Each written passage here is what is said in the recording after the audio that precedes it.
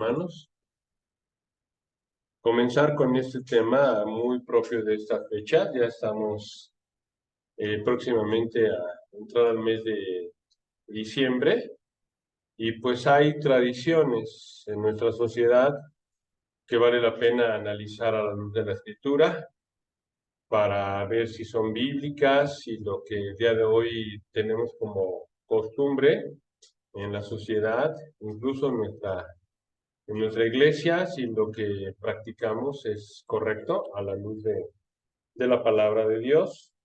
Y bueno, pues el día de hoy el tema es la visita de los magos. Este texto lo vamos a encontrar en el libro de Mateo, capítulo 2, en los primeros 12 versículos. Y pues si quieren acompañarme, hermanos, para tratar de ver eh, el contenido de este texto, que dice la Escritura, que dice, que no dice, que es exactamente la parte bíblica que habla de esa historia. Y pues si gustan acompañarme, hermanos, en Mateo capítulo 2, versículos 1 a 12. Mateo 2, versículos 1 a 12. Y si gustan acompañarme leyendo, dice, cuando Jesús nació en Belén de Judea, en días de el rey Herodes, vinieron del oriente a Jerusalén unos magos, diciendo, ¿dónde está el rey de los judíos que ha nacido? Porque su estrella hemos visto en el oriente y venimos a adorarle. Oyendo esto, el rey Herodes se turbó y toda Jerusalén con él.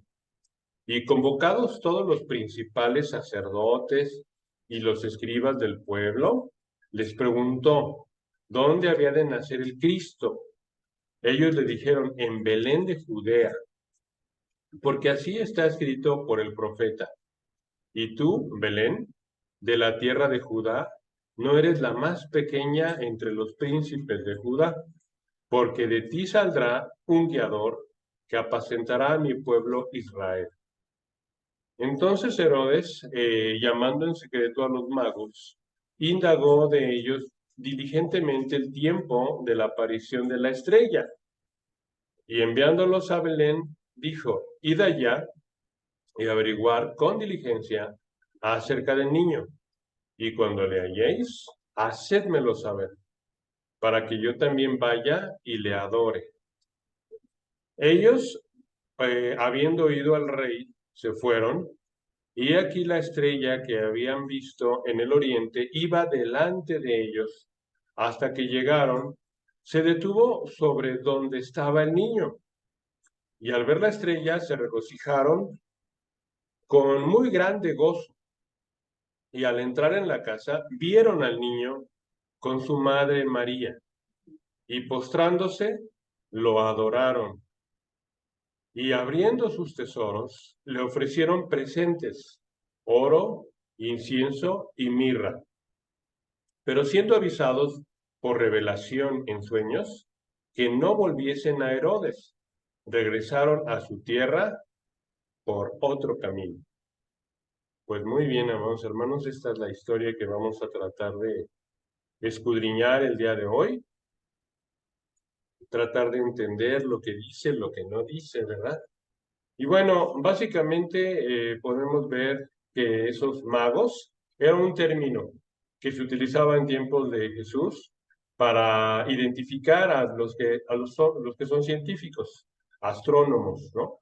Gente preparada, gente sabia, que se encargaba de estudiar las estrellas y también de que tenían conocimiento de la historia de los judíos. Habían escuchado acerca del Mesías, acerca del Salvador, y pues ellos eran unas personas gentiles, no eran propiamente judíos. Nosotros sabemos que para nuestro Señor hay tres tipos de personas en el mundo y con cada persona trata de manera diferente. Por un lado, pues están los propios judíos, su propio pueblo, ¿verdad? El cual, este pueblo, no reconoció a su Mesías. En ese tiempo no fueron a visitarle, no tenían conocimiento de su venida en ese momento, no lo identificaron, no lo fueron a visitar, ¿no? Por un lado está el pueblo judío. También están los gentiles. Los gentiles son todos aquellos que no son judíos, ¿verdad? Todos aquellos que no pertenecen a esta raza son los gentiles y entre ellos estamos nosotros. Pero dentro del grupo de gentiles hay un grupo especial que es su iglesia, ¿verdad? Todos aquellos que lo conocen, que lo han aceptado como Señor, es decir, como Dios, el único Dios soberano, es el único digno de ser nuestro Señor, ¿verdad? Ese Dios, esa deidad, es el único al cual se le puede poner el atributo de Señor, que nos manda. Lo que Él diga ha de hacerse porque Él es el Dios, ¿verdad? Dios Todopoderoso. Entonces, esos son los tres tipos de personas que hay para Dios, ¿verdad? Judíos, gentiles e iglesia. Entonces vemos que estos magos, estos sabios que vienen del oriente, eran científicos, eran astrónomos y tenían conocimiento de la palabra de Dios, ¿no? Sabían del nacimiento del Mesías. Entonces fueron también los primeros misioneros. Estamos viendo en este momento por primera vez misioneros que van justamente al pueblo judío y les hablan de la venida del Mesías que había de nacer, ¿verdad? Y que preguntaban dónde iba a nacer. Entonces fueron los primeros misioneros, también fueron los primeros adoradores, porque antes de otra persona, los primeros en reconocer la deidad de Jesucristo fueron ellos, y son los primeros que dejaron todo, abandonaron su tierra, su seguridad, y se aventaron a una aventura que no sabían qué final, qué destino iban a tener. Ellos se dejaron guiar por una luz en el cielo, una estrella, una luz en el cielo, que avanzaba hacia este pueblo, ¿verdad? Fueron a Jerusalén, ahí no lo encontraron y seguían caminando hasta Belén, ¿verdad? Entonces, son los primeros adoradores que buscan dar un tributo. Dieron su tiempo, su esfuerzo, su dinero y lo mejor que tenían lo fueron a ofrecer a ese Salvador. Y también fueron los primeros testigos, ¿verdad? Fueron los primeros testigos de ese nacimiento. Pudieron ver la grandeza de Dios en ese niño Jesús. Pudieron también proclamarla, ¿verdad? Se postraron ante Él, lo adoraron. Y bueno, quiero decirles que ese es un ejemplo perfecto de que los gentiles podemos hacer. Podemos imitarles, podemos reconocer que ellos siendo sabios, como gentiles, fueron los primeros. Y nosotros podemos ser sus seguidores o imitadores en reconocer la deidad de Jesucristo, recordar su nacimiento, pero desde luego el texto no nos habla de cuántos magos eran, de cuántos sabios eran. La tradición dice que eran tres, ¿verdad? Porque fueron tres regalos, los que dieron oro, incienso y mirra, pero como acabamos de leer, nunca dice fueron tres, ¿verdad? Los magos. Tampoco habla acerca de sus nombres. No escuchamos los nombres de estos magos. Sin embargo, sabemos que en la tradición de la sociedad, sobre todo venida de la religión tradicional, pues Melchor, Gaspar y Baltasar son los nombres que les han dado, pero no son nombres bíblicos, ¿verdad? Son cuestiones extrabíblicas que siempre se han agregado y no tienen respaldo escritural, ¿no? Entonces nosotros tenemos que apegarnos a lo que dice la escritura y pues eso es lo que comenta. Entonces son nuestros primeros testigos y desde ese momento ellos empiezan a proclamar, a reconocer la grandeza y la majestad del Rey de Reyes, el Rey de los judíos, al cual buscan. Encontraron a Herodes, que era el rey de los judíos, y para nada era quien buscaban, ¿no? Ellos estaban buscando a un rey de reyes de toda la humanidad, de todos los tiempos, y por eso fueron a buscarlo, que estaban admirados de la sabiduría de Dios revelada en ese niño. Pues muy bien, entremos a un poquito más a analizar cada uno de estos textos para verlo con más detenimiento. Dice el versículo 1 y 2, cuando Jesús nació en Belén de Judea, en días del rey Herodes, vinieron del oriente a Jerusalén unos magos, diciendo, ¿dónde está el rey de los judíos que ha nacido? Porque su estrella hemos visto en el oriente y venimos a adorarlo.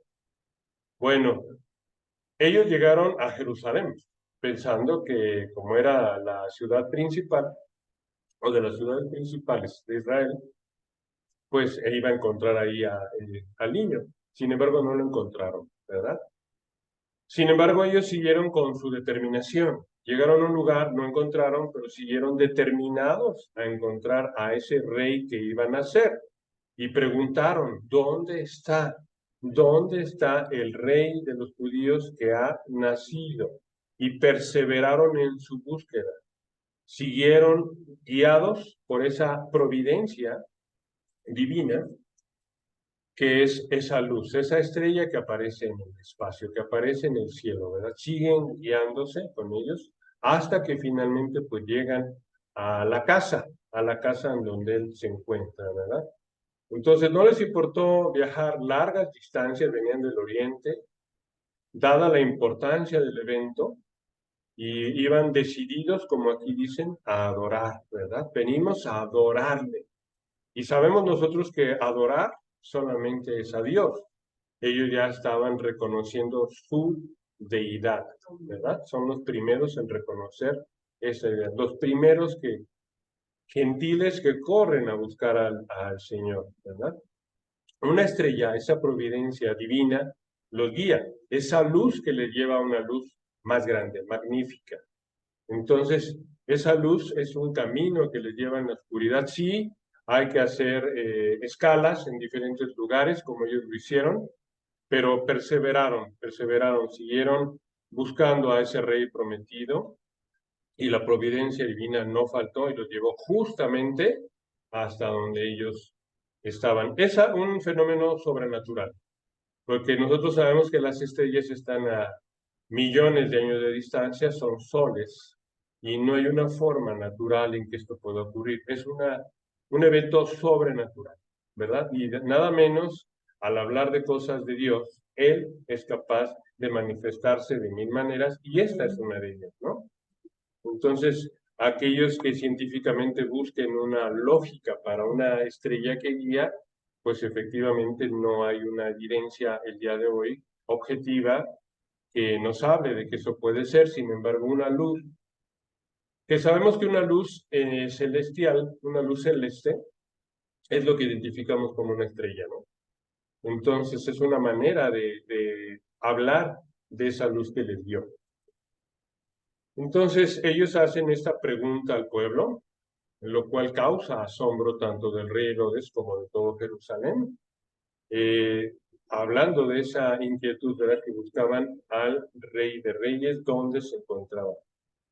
Pero ese era un anuncio que venía en las escrituras previamente, desde luego inquieta a todos, ¿verdad? A ver dónde iban a ser, y sacerdotes empiezan ahí a investigar, todo concuerda en que iban a ser en Belén. Entonces ellos avanzan guiados por la estrella y por la escritura hacia ese lugar. Muy bien, en el versículo 3 a 6 dice, oyendo esto, el rey Herodes se turbó y toda Jerusalén con él. Y convocados todos los principales sacerdotes y los escribas del pueblo, les preguntó dónde había de nacer el Cristo. Ellos le dijeron en Belén de Judea, porque así está escrito por el profeta. Y tú, Belén, de la tierra de Judá, no eres la más pequeña de los príncipes de Judá, porque de ti saldrá un guiador.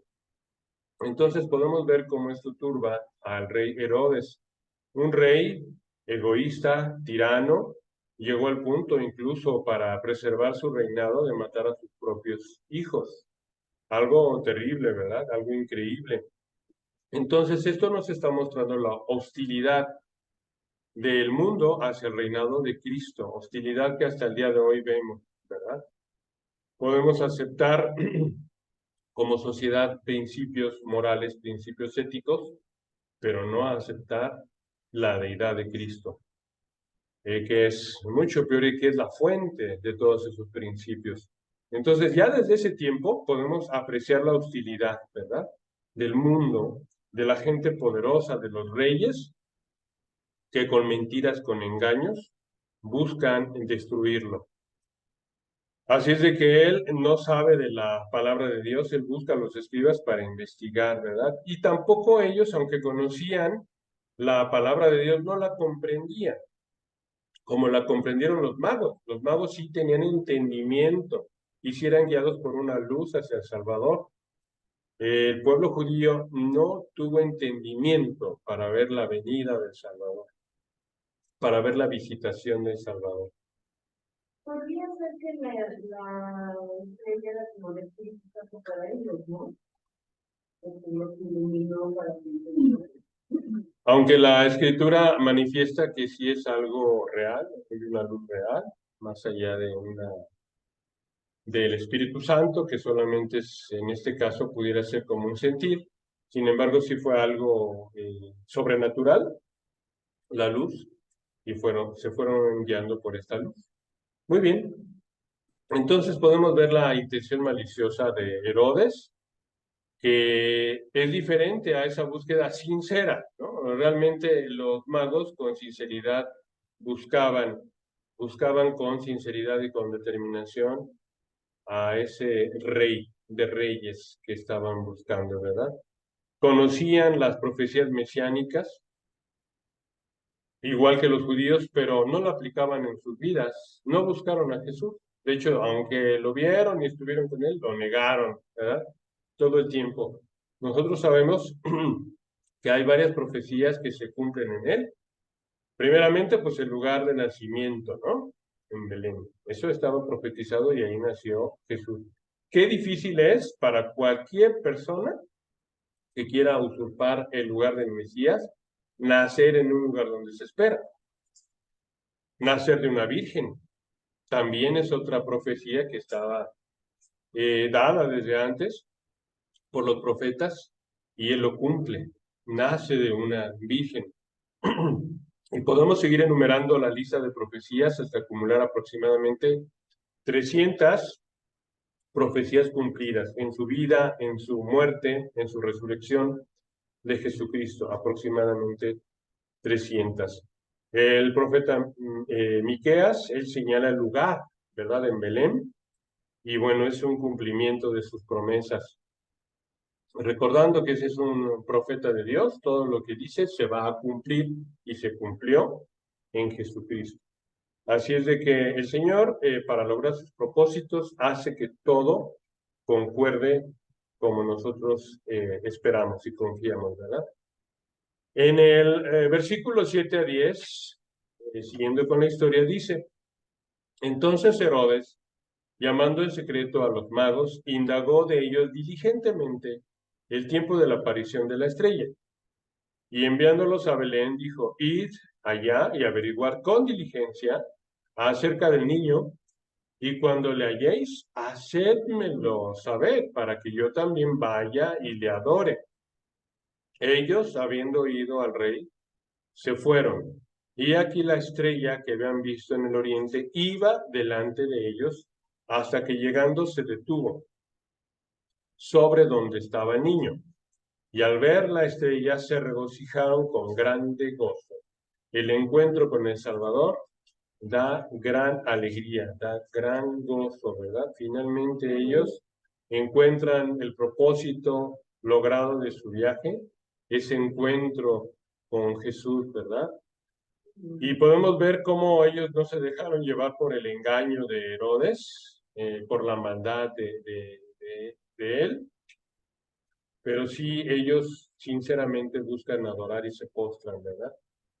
La estrella los guía nuevamente, vuelve a aparecer y protege. Siempre el Señor protege a aquellos que con sinceridad le buscan, que con sinceridad le siguen, ¿no?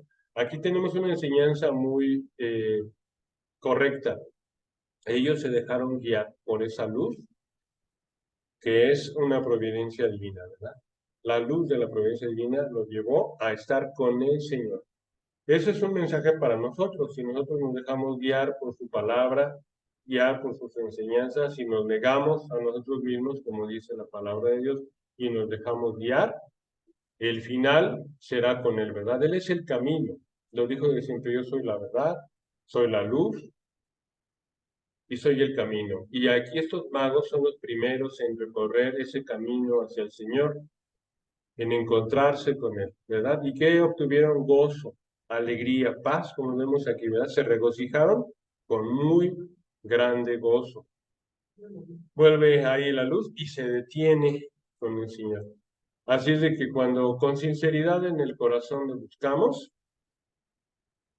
Él se acerca a los que con sinceridad le buscan en el corazón, ¿verdad? No así Herodes, que aún con sus riquezas y con todos los consejeros que tenían, los escribas, los sacerdotes, no tenían el entendimiento, no tenían la comprensión para ver la visitación de su Creador. Así de que esa alegría, este gozo, pues resalta mucho la felicidad de aquellos que tienen un encuentro con el Salvador, ¿no? Solamente la dicha y la felicidad verdadera, permanente, se da cuando tenemos ese encuentro con nuestro Salvador. Es una recompensa a la sinceridad. Y no de nosotros, ¿verdad? Porque tanto el querer como el desear es por la buena voluntad de Dios, pero qué admirable de estos primeros misioneros, estos primeros adoradores, estos primeros ofrendadores, que se dan a ellos lo mejor, ¿verdad? Tiempo, dinero, esfuerzo, caminando, buscando al Salvador. Ojalá nosotros seamos así de perseverantes, de diligentes, de constantes con el Señor, porque en ningún otro lado hay, no podemos ir a ningún otro lado, ¿no? Parafraseando las palabras de Pedro, ¿a dónde podemos ir si solamente tienes tú palabras de vida eterna? Y efectivamente solamente con Él estamos con gozo, con regocijo. En el versículo 11 comenta, y al entrar en la casa vieron al niño con su madre María, y postrándose lo adoraron. Se postraron y lo adoraron, y abriendo sus tesoros le ofrecieron presentes, oro, incienso y mirra. Así es de que, bueno, después del gozo viene, ¿verdad?, el reconocimiento de que han encontrado al Salvador, el Mesías, se postran, se hincan, ¿verdad? Y lo adoran, reconociendo su deidad. Así es de que finalmente eso era todo un viaje importante para ellos, encontrar al rey prometido. Posiblemente sabemos que en época anterior, cuando las 10 tribus del norte de Israel fueron llevadas a Babilonia, ahí estaba Daniel y todo el pueblo judío, posiblemente fueron a ese oriente y posiblemente muchos que escucharon al pueblo judío ahí en Babilonia se enteraron, ¿verdad?, de la historia de los judíos, de la profecía del Mesías, y tal vez estos magos por eso tenían ese conocimiento. No es algo escritural, es una conjetura, ¿verdad? ¿De dónde tenían esa fuente para reconocer la deidad de Jesucristo y su venida, su nacimiento? Posiblemente venían de esa parte del oriente en donde el pueblo judío transmitió, ¿verdad?, su conocimiento a ellos. Y bueno, pues aquí vemos a estas personas gentiles que pueden llegar finalmente a este lugar central en la vida del mundo y de nuestras vidas para ser los primeros testigos y se postran, ¿verdad? Estos sabios, estos magos, estos científicos muestran humildad, muestran sumisión ante Jesús y se postran para adorarlo, para darle todo su reconocimiento a su deidad, a su señorío y ofrecer lo mejor que ellos traen, ¿no? Le ofrecen oro, incienso y mirra, que son símbolos. Primeramente ustedes saben que el oro pues es el metal más preciado, más puro que hay, y es un buen regalo para un rey, ¿verdad? Reconocieron que era rey, reconocieron su divinidad porque era rey de reyes, y entonces ofrendan ante esa realeza oro, dan lo mejor que tienen, dan oro de regalo al niño Jesús. También Sabemos que en las costumbres judías se usaba desde luego el incienso, ¿verdad? En la oración como un medio para acercarse como una ofrenda hacia Dios, lo hacían los sacerdotes, ¿no? Entonces, ese incienso también lo ofrendan reconociendo ahí su, digamos, divinidad, estaban dirigiéndose a alguien divino y le llevan incienso, ¿verdad? Reconociendo su sacerdocio, reconociendo su contacto con ese ser divino. Entonces, reconocen a través del incienso ese regalo, ¿verdad? Que le dan. También la mirra podemos ver que era como un ungüento, un aceite que a los muertos, a los cadáveres, se les daba, ¿verdad? Se les ponía, también profetizando su muerte, ¿verdad? Su sacrificio por nosotros. O sea, cómo de alguna manera estos tres elementos revelan lo que era, ¿verdad? Y a lo que había venido. Casualmente, no. No hay casualidad, todo tiene una razón muy propia de ser. En esta mirra vemos su carácter de humanidad que había de morir, ¿verdad? 100% divino, 100% humano, y en esa parte humana había de morir por nuestros pecados.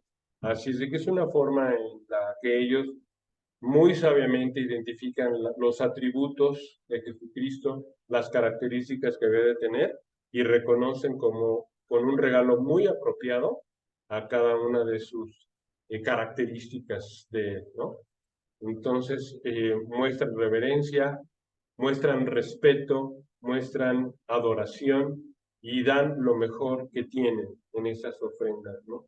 Entregan ellos con su tiempo, con su dinero, con su esfuerzo buscando al Rey de los Reyes y son los primeros en reconocer. Nosotros estamos llamados a hacer lo mismo, ¿no? Como respuesta al amor recibido, a todo lo bueno que tenemos, hermanos, viene de Dios. Absolutamente todo viene de Dios. Y la respuesta natural, como personas agradecidas, es justamente eso, ¿no? Ofrendarle, ya no con regalos, ya no espera él regalos, él no quiere que le llevemos un presente físico. Él busca más de nosotros. Ahorita hablaremos un poquito más en el cierre acerca de qué tipo de ofrenda es la que el Señor quiere, ¿verdad? Pero podemos ver que la tradición ha cambiado las cosas. Ahora, cuando se habla de los reyes magos, de los reyes magos, los niños reciben un regalo, ¿no? O sea, a ver, ¿eres Jesucristo? ¿Por qué te van a traer a ti regalos, no? Torciendo la escritura. Más bien, si estás recordando el nacimiento, ¿qué le vas a ofrecer a ese que está cumpliendo años, que está naciendo, ¿no? Entonces, si estás recordando que hace 2000 años vino, en este aniversario, ¿qué le ofreces, no? Y no nada más un día, porque él no ofreció un día de su vida, se ofreció los 33 años que él vivió, que estuvo aquí en medio de nosotros, día a día fue un sacrificio continuo, y nosotros deberíamos no esperar que nos regale algo más, ¿no? Estamos muy acostumbrados a pedir, desde niños, ¿qué le vas a pedir a los reyes? ¿Verdad? Se escucha esa parte extra bíblica, que de alguna manera no tiene ningún sustento bíblico para hacer esto válido, ¿no? Entonces, pues démonos cuenta de que es otro el énfasis. Cuando tú vas a una fiesta de un cumpleañero, no esperas que te dé regalos, sino que le ofreces regalos, ¿no? Entonces, bueno, pues esta tradición no tiene nada que ver con las escrituras.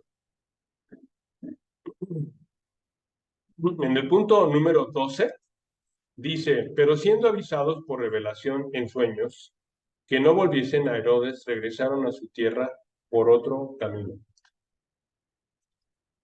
Bueno, sabemos que hoy en día el Señor no se basa o no se revela a nosotros a través de sueños. Es importante entenderlo. La revelación que tenemos de Dios está en la Escritura, no en sueños. Podemos tener sueños muy bonitos y soñar que nos encontramos y que nos vemos en otro lugar. Esa no es una forma de comunicación de Dios para con nosotros. En ese tiempo para con ellos, sí se reveló a través de sueños con ellos, en ese tiempo. En el presente ya no podemos nosotros decir es que soñé esto y Dios me habló a través de sueños. Hay que tener mucho cuidado porque el enemigo de nuestras almas se puede manifestar de muchas formas y también nosotros mismos tenemos una forma subconsciente de ver las cosas y eso no es la palabra de Dios. Primera aclaración. Podemos ver entonces que la revelación en sueños es en ese tiempo para con ellos, mas no asumamos que Dios se revela hoy en sueños en nuestras vidas. No confundamos, no nos está hablando Dios. Dios habla en las Escrituras y esta es su revelación general. Decimos que son tres revelaciones, ¿no? La revelación general, que es la naturaleza, la revelación especial, que es la Biblia, la palabra de Dios, y la revelación especialísima que es Jesucristo con su vida, ¿no? Entonces, tengamos mucho cuidado en eso. También vemos en este texto que ellos regresaron a su tierra por otro camino, que fueron también enseñados a que no regresaran a Herodes. ¿Y a quién hicieron caso? ¿A Herodes el rey? ¿O a la revelación que tuvieron en ese momento? Se regresaron por otro camino. Todo aquel que tiene un encuentro con el Salvador no puede volver a su vida como era antes. Venimos o regresamos a la vida a través de otro camino, ¿no? Producto del arrepentimiento, producto de ya no hacer el mal a nosotros ni a nadie, arrepentirnos de nuestros pecados. Recordemos que el pecado es errar en el blanco.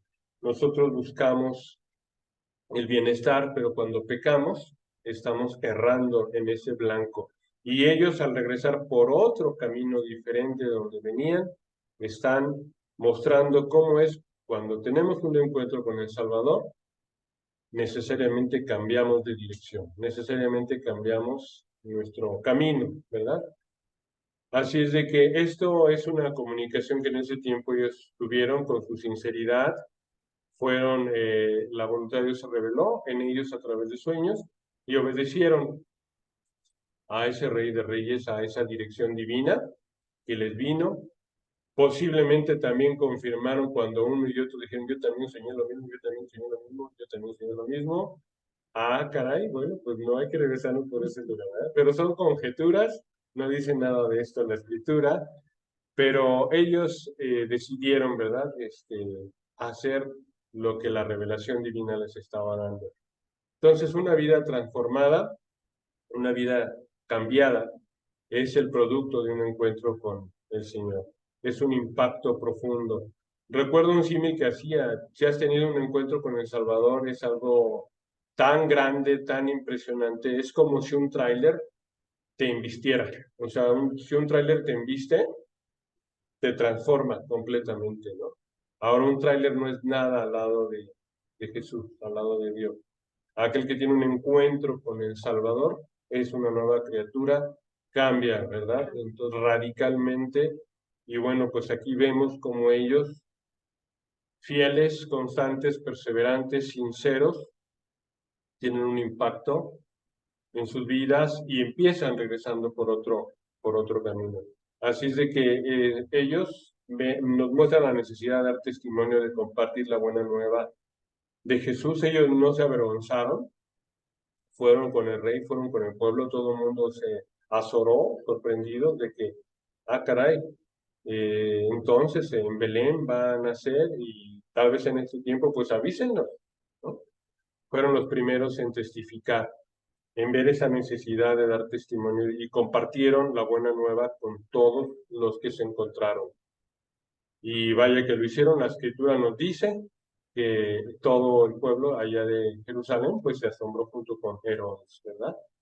Muy bien, en conclusión, hermanos, pues el día de hoy hemos visto un testimonio muy poderoso de los primeros misioneros, las primeras personas que viajaron largamente para hablar acerca de la venida de ese Salvador, para darle a conocer, para postrarse, adorarse, se dieron a sí mismos lo mejor que tenían, dieron, ¿verdad?, lo mejor que tenían, se dieron a ellos mismos, con sinceridad así lo hicieron los magos. Vemos la necesidad nosotros de sujetarnos a la dirección divina, ¿verdad? Que es la única que nos lleva a buen puerto, y cómo el encuentro con nuestro Salvador cambia nuestras vidas, ¿no? Cambia nuestro camino, cambia nuestro andar.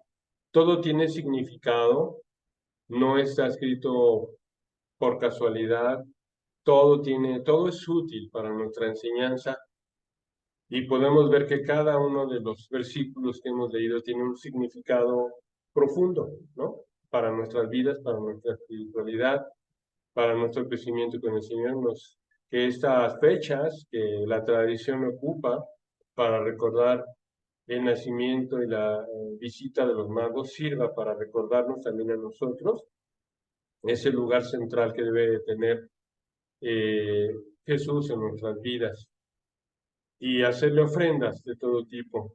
Podemos ver qué tipo de ofrendas quiere el Señor. Bueno, número uno, un corazón sincero. Recordemos las palabras del Señor que dice: este pueblo de labios me honra, pero tu corazón está lejos de mí. Él busca la sinceridad, ¿verdad? Recordemos Juan 4, 23, 24, que dice más, la hora viene y ahora es cuando los verdaderos adoradores adorarán al Padre en espíritu y en verdad. Porque también el Padre, tales adoradores, busca que le adoren. Así es de que nosotros vemos que Él busca que lo hagamos de corazón sincero, ¿no? Que de verdad es necesario que así sea. Lo dice la Escritura, es necesario. También recordemos el Salmo 95:6, dice: venid, adoremos y postremos. ¿Por qué postrarnos? ¿Por qué arrodillarnos? Porque Él es Dios, es el que nos hizo. No nos podemos arrodillar ante nadie, pero sí ante Dios, ¿verdad? Arrodillémonos delante de Jehová, nuestro Hacedor, como dice el Salmo 95:6. Entonces Él quiere una adoración desde el corazón. ¿Cómo se puede hacer eso? Yo, hermanos, pienso que conforme vayamos creciendo en el conocimiento de la Escritura, que vayamos viendo, observando de verdad, más que observar las cosas que el mundo ofrece, que Satanás ofrece, y los obstáculos que nos pone el enemigo para centrarnos en ellos, si nos centramos, si tenemos nuestra mirada en Cristo, podemos hacer que crezca la lupa de lo que Él representa para con nosotros, y entonces crece nuestra adoración. ¿Cuánto tiempo le dedicamos a las cosas de Dios?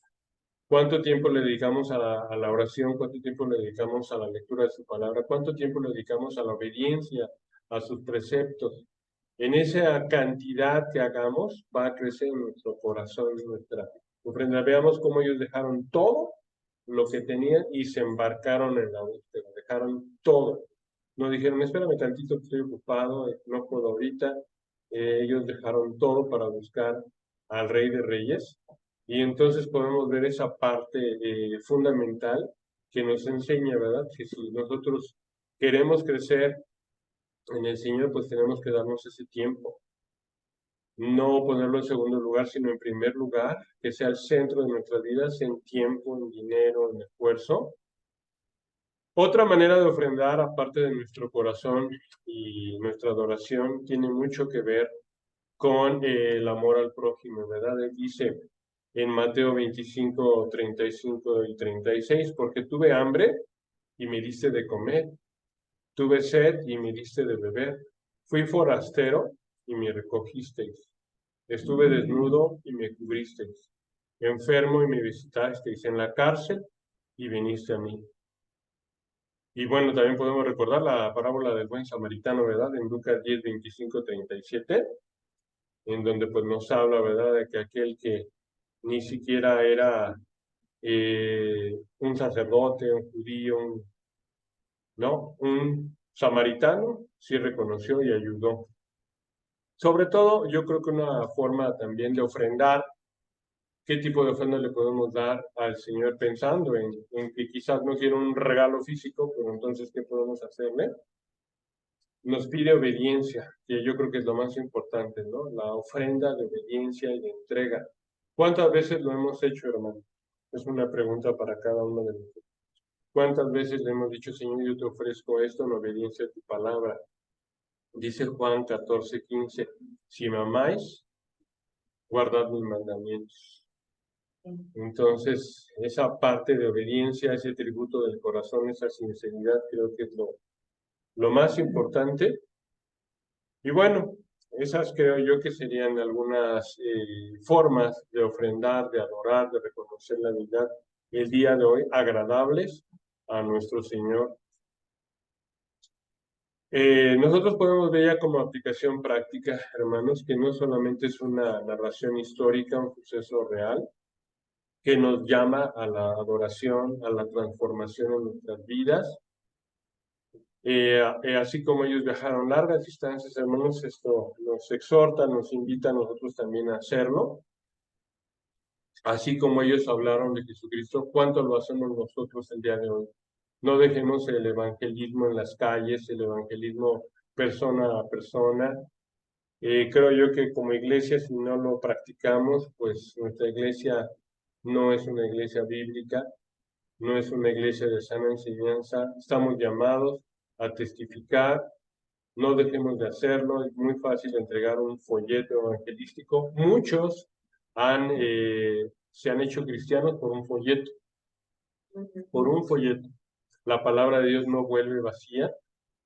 Y bueno, tenemos esa oportunidad, que, así como ellos fueron los primeros misioneros, también de nosotros seguir su ejemplo, ¿verdad? Dejando todo para poder cumplir con esa voluntad.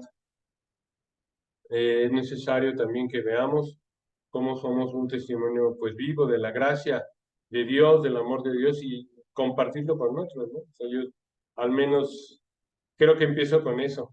Cuando les hablo a otras personas, empiezo con eso. ¿Qué crees que yo antes era de esta religión? Pero conocí al Señor y mi vida ha cambiado en este sentido, ¿no? Entonces, cuando tú empiezas a demostrar la gracia del Señor, más que tratar de convencer y poner críticas a otras religiones, muestra lo que el Señor ha hecho en tu vida, cómo te ha bendecido en tu matrimonio, en tu trabajo, en tu salud, en fin, en la paz, en el gozo que hoy tienes. Y bueno, esa parte de testificar, así como ellos lo hicieron, pues es importante. Así es de que, bueno, pues este mensaje del día de hoy nos exhorta, nos invita a reflexionar sobre cómo es nuestra búsqueda de Dios, cómo podemos darle lugar central, cómo podemos adorarle el día de hoy. Si aquellos sabios les dieron presentes, oro, incienso y mirra, nosotros hoy cómo podemos hacerlo. ¿Cuál ha sido la manera que nos ha pedido el Señor? No es como a nosotros se nos ocurra, como lo hemos visto varias veces, sino es como el Señor nos lo pide, ¿verdad? Si me amáis, guardad mis mandamientos, por ejemplo.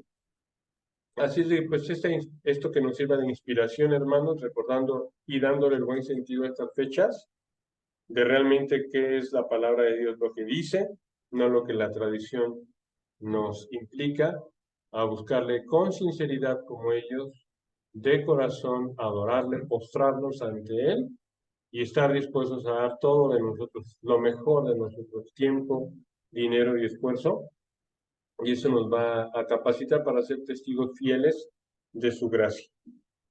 Pues muy bien, hermanos, hasta aquí el mensaje de la escuela dominical y pues